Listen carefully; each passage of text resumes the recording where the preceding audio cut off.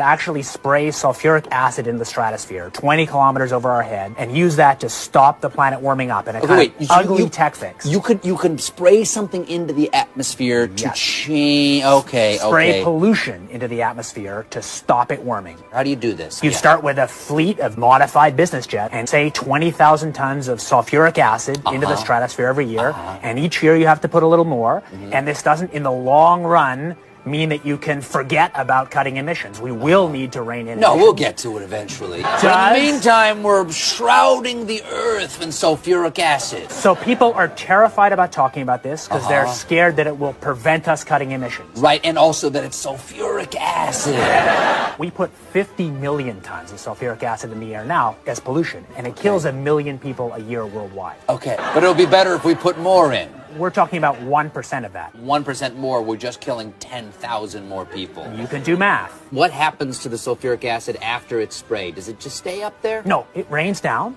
but it's a tiny addition to what we're already doing. Is there any possible way this could come back to bite us in the end? It actually turns out to be an old idea. This was known since President Johnson. You ever look at those planes up there? They have contrails behind them. Maybe all those planes with the contrails, maybe they're actually spraying chemicals into the atmosphere right now, and Uncle Sam isn't telling us. Seems extremely unlikely. That the United States is not telling something to its citizens, that seems extremely likely to me.